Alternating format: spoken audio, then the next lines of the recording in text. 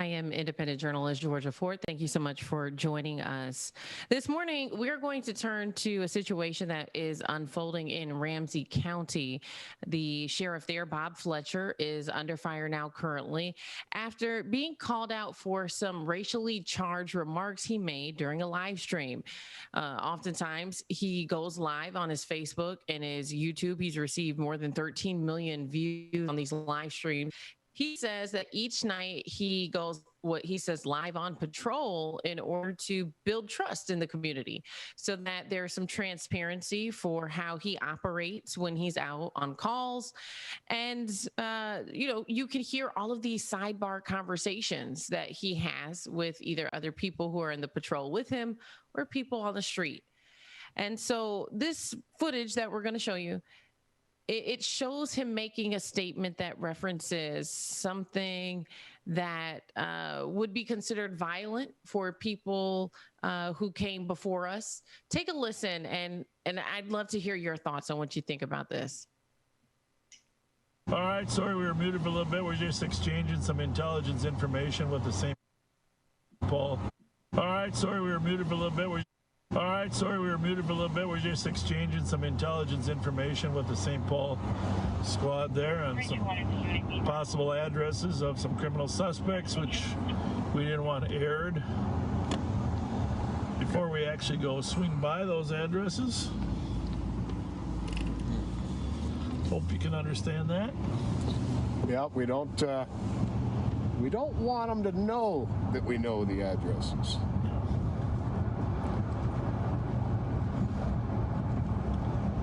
100 years ago, though, we would have just told them, okay, son, you got till sundown to get out of town. Till sundown. So as you heard him there, he just made a joke about getting out of town before the sun's down. A sundown town is what a lot of people took away from that. And he has now been called out by city councilors as well as the community. But his response was that he had no idea what a sundown town was, and he was referencing old Westerns. And so I want to bring in Brother Carl Mack and Anthony Galloway to get your take on this. Do you think that his remark was innocent and he legitimately did not know? Or do you think that it is a way to cover up him in what some people would say was a dog whistle, him to cover up his own dog whistle? I'm a resident of Ramsey County, first and foremost, and I think it's important to point out that these night drives by the sheriff are often into areas that already have a police force. So our county force is not jurisdictionally supposed to be for places that already have their own police force. And in this case, in St. Paul has a police force. St. Paul has a police force that is doing their job. So it's all show. And I think that's an important part of it. The second piece is he's also, Ramsey County has had a huge equity initiative. So this either shows, one, that he absolutely did know and should have known that reference and just either ignored it, or hasn't been paying attention to the work that's been happening in the county around connecting these dots. So I'm in the camp firmly of you knew what the reference is and is just trying to backpedal. The second piece to that is his response continued to say is that's a reference to Westerns, and the people that they were talking to were white, as if somehow that absolves the impact on communities of color. So I'm in the camp of this is something that you should have known, and you just ignored either your training, your learning, or your experiences with the people of color in the very community that you serve. Georgia, from my perspective, this is clearly an example of those who don't know history are doomed to repeat it, which is why, you're not going to convince me, that sheriff will never convince me that he didn't understand the history between law enforcement and the African-American community, number one. I think it's clear, and to the reference that was already made, I know in Mississippi, I live in Hinds County, and we always knew in Rankin County, you better be out of Rankin County, quote unquote, before the sun goes down. And then we had a similar situation, as our brother described, where you had officers from Rankin County that would literally come over into Hinds County, feeling empowered, feeling that feeling of superiority, of even chasing African-American folks out of town. So that the mere fact that he, quote, did not know, that's nonsense. I think he's playing, and again, this is part of what Trump has revealed to America, and that is the one good thing about what Trump did, was he gave folks and empowered people to the point that they think that they can come like this. And it's clear to me that sheriff and his cowboys are playing to that Trump base, and that's what keeps his viewership up so live, is trying to capitalize off of racism. So the idea that he did not know, no, the history between law enforcement and the African-American community, that is known through and throughout. And let's be clear. So if a Black person was to go into a sundown town after sundown, what would happen? Make no mistake about what was happening. I know back in Mississippi, and again, I'm not saying that this is germane to Mississippi, so I don't want folks to get twisted about this, because this situation is taking place in Minnesota. But when those cameras aren't rolling, it was common knowledge that you was going to get a beat down of epic proportion, so that you can now go back to the community and now spread that message. Don't get caught in Rankin County before the sun goes down. So, you know. And was that in like the 20s, the 30s? Like what era was that? No. This situation I'm talking to you about literally is happening right now in counties, just like it's happening in Minnesota. So that's the thing I don't want people to get confused, is when I say Mississippi, you know, I don't want to paint this narrative that it's just happening in the southern state of Mississippi and down in the South. This is happening all over the place. Yeah. So here we have the sheriff who he's live on patrol and he has someone in the vehicle with him. He mutes his audio so that they could discuss where they were going. And clearly, if you're live streaming, let's say you're going to a suspect's house who is watching, and then you say where you're going. Obviously, now the suspect knows that you're coming to them. So he muted his audio. And then he made a remark and he said, I hope you guys understand why we had to mute the audio. He said, but 100 years ago, you know, we would have just told the guy to get out of town before the sun goes down. And so it's a very clear reference that has some racially charged implications. And for him to play the card of being ignorant and, oh, I had no idea. And I think it's even, it looks bad on his behalf to say that he was referencing even Western movies. Why are you playing cops and robbers? Why are you playing cowboys on the job when people's lives are at stake here? And so I think for me, you know, knowing that he's been in this position, this is his second term, and either you're the lack of cultural competency to not even know that this is a thing, that this has and I don't buy it. I'll be clear, I don't buy it. I don't think that he was unaware that there was some racially sensitive insinuations with referring to a sundown town. I think he was very well aware, and I think it's very important that we begin to hold law enforcement agencies accountable, not just for what they do, but for what they say, because then we stop moving to a place of where we're reacting every time someone's killed, but then we start to move to a place where we can prevent people from being killed. Because if you have that type of bias or lack of care for other cultures, that you could say something so harmful and reference something that is violent, it has violent connotations for a specific group of people, there has to be accountability for that. There's a very important piece here, and my brother, you mentioned not wanting to connect Minnesota and Mississippi. As a Minnesotan, I'm going to go ahead and connect Minnesota and Mississippi.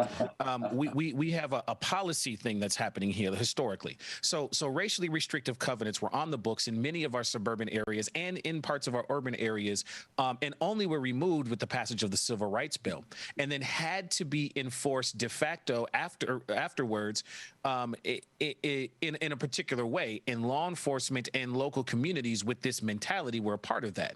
I also need to mention the fact that, you know, if we're going to make reference to Westerns, this is also very problematic in a state where we have deep connections to our native communities. We have populations of Dakota and Anishinaabe people all the way back to the 1862 Dakota War here in Minnesota. So this idea of a sundown town, you know, reference to Westerns is extremely problematic for what Westerns represent to the native population, of which Ramsey County has a significant population. The other piece that I'll say, and this is underscored in James Lowen's book, Sundown Towns, of which one of our major cities, Edina, is referenced in there from Minnesota. Again, that connection to the Mississippi practice, right? So sundown towns may have been quote unquote illegal after civil rights legislation, but we have cities who remain, the demographics remain the same as they were prior or back in the days when racially restrictive covenants were legally on the books, and they are enforced in these cultural ways, from the culture of the policing in an area to the culture of the community in the area to the selling of real estate. So there are these deep connections to everything that is here, which just underscores how we do Mississippi nice here in Minnesota. Mm-hmm.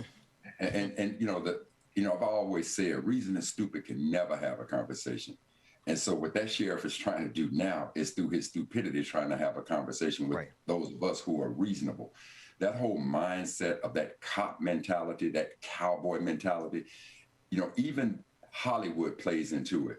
You know, one of the law enforcement shows that used to have such incredible ratings, and I dare say it probably still does within law enforcement community, is the show Cops. You know, they want to be able to go out there and portray themselves as this all-encompassing patrol that is protecting the integrity. And then look who the victims are 9 times out of 10 on shows like that. So they're getting their training even through Hollywood, and they think of this in some kind of way as entertainment.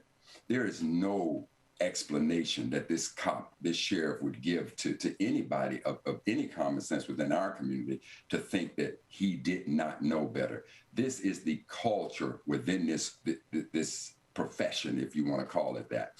And I consider them thugs. And the reason I say thugs is because in the quintessential definition of the word thug, it means that a person knowingly does harm and wrong. And I'm not going to excuse his ignorance or his excuse as ignorance, that of not knowing. He absolutely knows the culture between law enforcement. And then of all places, we're talking Minnesota, we're talking about a place where the death of a brother, George Floyd, literally rocked the foundation of equality and police brutality in this country. He did not know that.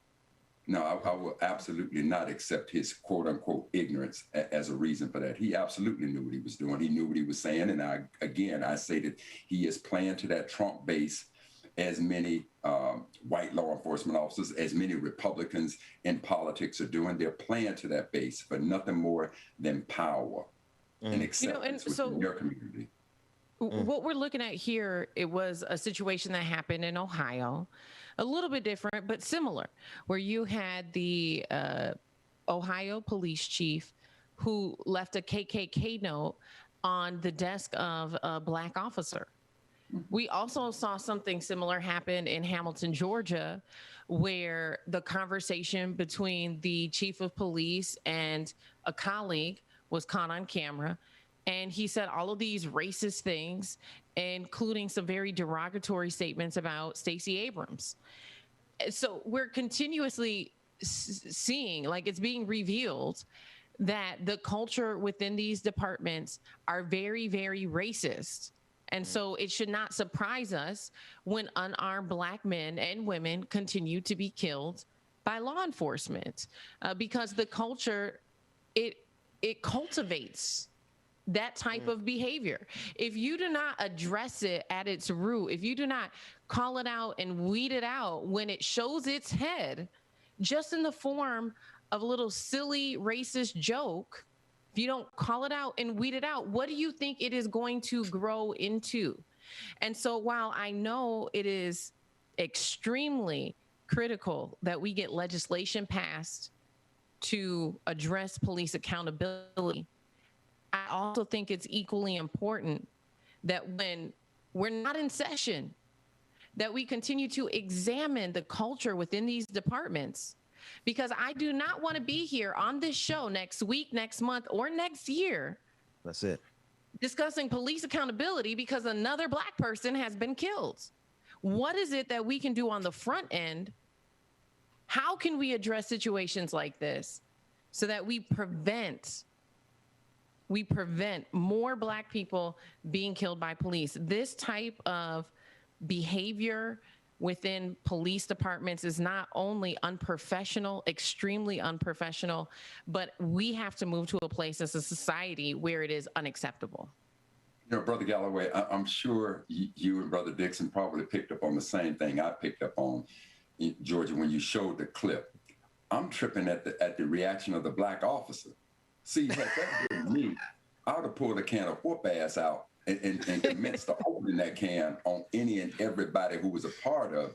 And Come on, again, that goes to the saying, hunting ain't fun when the rabbit got a gun. But now look at him. You know, come on, brother. Just put a pair of oh, look at it, it's so funny. God. I'm telling you right now, it would have been a war up in that zone. Both of them cats would have got an absolute beat down of epic proportion. Give me the response shot. Give us the 4-shot response shot, because I saw that. Yes, and Georgia, I'm like, part of the reason we can't get any progress is because the people on the inside are laughing at these racist jokes. What's going on in this? So, you know, I'm reminded, my father-in-law has a book called Diesel Heart, where he recounts he was one of the first class of Black officers in 72 in St. Paul to come through.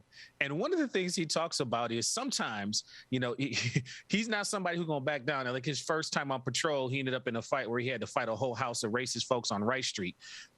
You know, so I absolutely get that sentiment.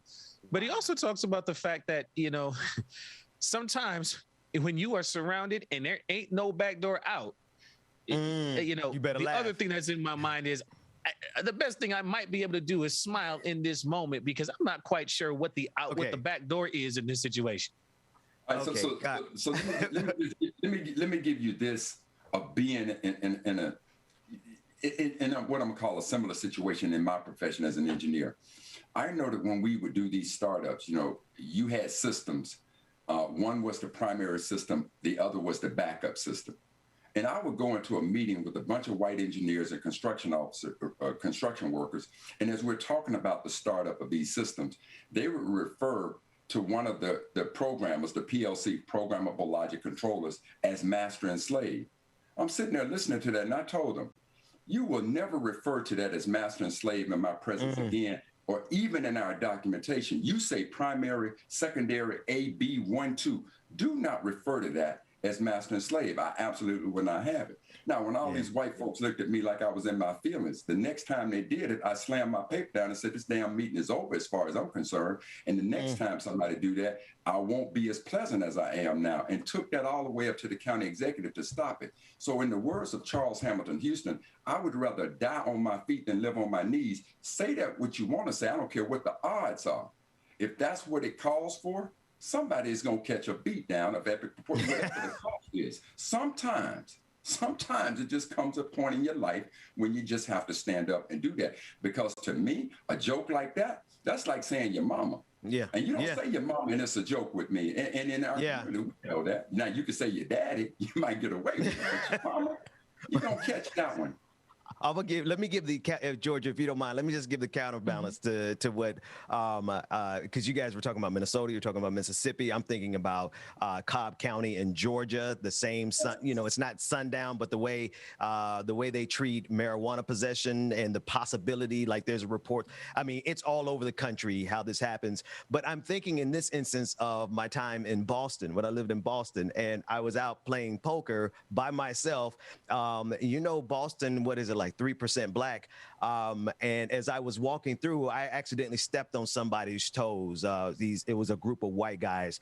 And yeah, no, I got called the N-word, but I was in like the South Shore of Boston by myself. And Anthony, I was looking for that back door that you were talking about. So in my, you know, it's just different circumstances for different people, because I kept moving. Brother Mac, I should have laid hands at that point. I hear what you're saying, but for me, it was time to get out that back door. However, for this police officer in this video, none of his stories is what we went through.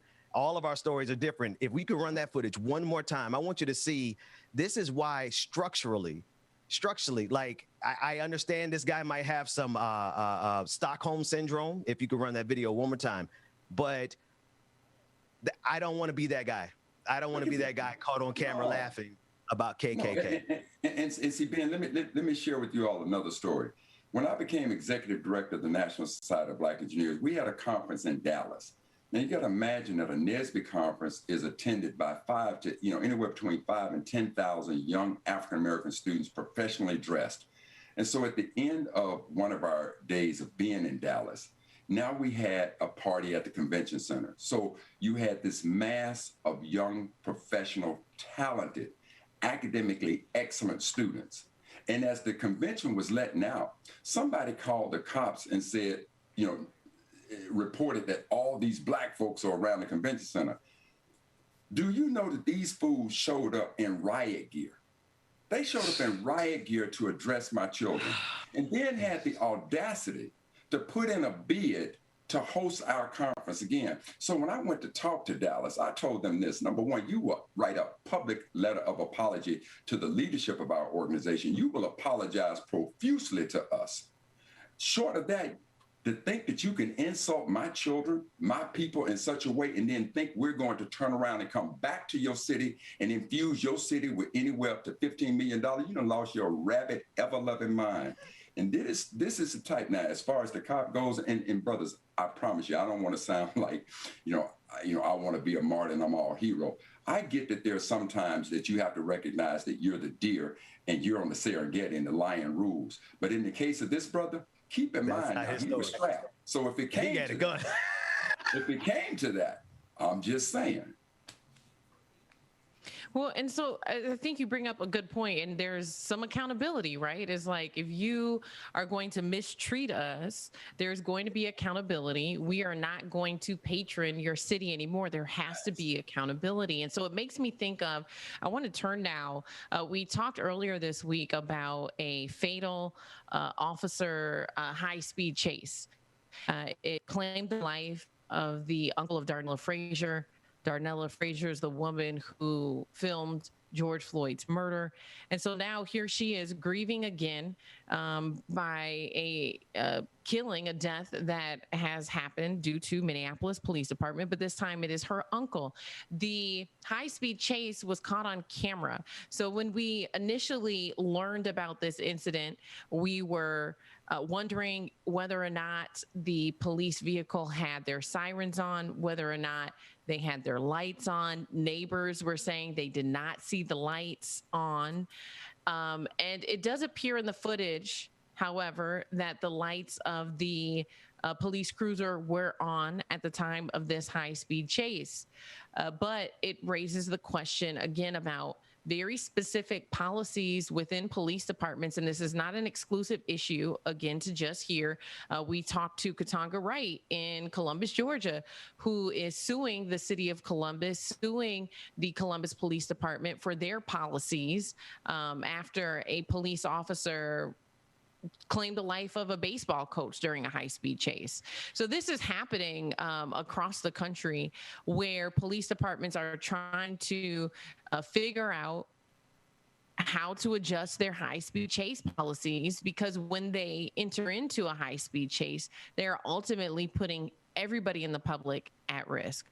And so with this new footage that has just surfaced, it does show that at least they had their lights on. We still don't know if they had their sirens on, but what difference would that make to a person who is just driving down the street? If I'm just driving to, I think he was going to his girlfriend's house. If I'm just driving to my partner's home and I hear sirens or I see lights, yes, you might pull over, but in this case, look at how the cop car just slams into, how could you avoid that even if you saw the lights or heard the sirens? But Georgia, again, if you're in a high-speed chase on the highway, yeah, okay, maybe I can kind of understand it. it looks to me like you're in a residential community doing this kind of high-speed chase. So, it's just completely uncalled for. Absolutely. There's also an interesting intersection that's happening here as we are evaluating who we are as a people here in the United States. I want to call attention to the fact that in other countries, in other places, we have a focus in our legal system around intent, where other spaces have a focus on impact. And I think this is a very interesting shift that is in the process of being made, and that is being called for here, is that regardless of the intention, that we start to move to addressing impact, right? And basing our policy around the impacts that it has on communities. And I think that shift is one of the things that is being aggravated here. And I had the same reaction, brother, around it's looking like it is a residential area. And so, in addition to just looking at policy after it happens, a shift to focusing on impact and therefore putting our policy in regards to the impact that it's going to have on communities is an important shift that needs to happen. And so regardless of whether or not, the circumstances of this chase, an innocent bystander, we didn't even have to say the word innocent, a bystander is killed. Right. And it's further aggravated by the fact that this is the family of the woman who gave us the footage that gave us the semblance of justice for Derek Chauvin. Yeah, I think I'm listening, Anthony. I think you tapped into the key in this entire conversation: the impact versus intent. And we see the same thing not only in this clip, because in this clip, it's very possible that we're not going to see any justice for this at all, because the intent was the apprehension of some criminal. And we see with qualified immunity, while this may not be a precise qualified immunity case, we already know the precedent is set that so long as police officers are some way, some form or fashion remotely doing their work or remotely could get away with it, that this legal system actually allows police officers to get away with it. That said, that intent versus impact piece, that goes back to these jokes, right? They're playing games with our lives. They're making jokes about our lives. That KKK, that's a joke about our life, right? The Sundown town, that is a joke about our life. And it only makes sense that when they can joke about our life and think that that will have no impact, that we need to look at the impact afterwards, because I don't care what they say their intent was, the impact is very real, tangible damage to Black life. And Brother Dixon, and Brother Galloway, to take it from a theoretical aspect of intent versus impact, which is a very profound thought, Brother Galloway, thank you so much. I'm reminded of when I was chief servant of the NAACP in Seattle. We had a case, and it was before my administration, where there was a brother by the name of Bascom who was in his apartment. Let's call it apartment A. The police had a warrant for apartment B. Brother's sitting in his living room on his couch watching the TV with a remote control in his hand. Their warrant said apartment B. He's in apartment A. They break into apartment A, the wrong apartment. He's on the couch. He turns around with the remote in his hand. They say gun, shoot and kills him. The prosecutor says the exact same thing, Brother Galloway, that you mentioned. Well, the intent was not there to do harm to this brother. And nobody was held accountable for that. Nobody. So it's one thing to talk about it theoretically, which is, again, a very profound point that you made. But we are seeing this played out in the judicial system that gives them, as you said, Brother Dixon, this qualified immunity, that when they do that, they make a mistake like that. And I think we had a situation like that in Texas, where the woman claims that, a brother was breaking into her place or wrong place. So as they said, the pathway to hell is paved with good intentions. Good intentions. Yeah. There's a full circleness to all of this, because one of the people who spoke out against the sheriff that we were talking about in the beginning, when she was running for office, one of the stories that endeared me to her perspective is her. This is Commissioner Mata Castillo. Her husband was profiled on the lawn of their home in a very similar way. And so, the full circleness of this, and now we're getting folks who are coming into office with these stories, being able to use them and speak to them. the realness of that impact, right? So what that tells to me is that the burden is not just trying to shift culture and thought and experience of folks, but we also have to jump over the hurdle of when we move from theory to practice to not just proving that these things happen now that we have video footage, but then also trying to get past this intent bar. And then even if you get past the intent bar and we start having a conversation about what the impact should be, there's a whole nother line of defenses against whether or not we can afford it, whether or not, I mean, we have right now folks who are debating whether or not we can restore the harm of 94 in the Rondo community here in the city of St. Paul, the community that was removed, like so many communities, to put the highway through. I just want to point out that these threads are connected. It weaves a tapestry of systemic racism across this country that is, I'm seeing, trying to be oversimplified into individual spaces as part of subterfuge to not deal with the real issue, the real on the ground, as you just alluded to. And Georgia, I know we got to go, but Anthony Galloway, could I say that it is woven into the tapestry of white supremacy across this country? My friend, with phraseology like that, I want to see you here as often as we can get you here. Yes, That is exactly what it is. There's an interconnected tapestry across every single city, county, state, where our stories that are happening to us locally in our county are replicated across the country. I'm sorry, Georgia, back to you.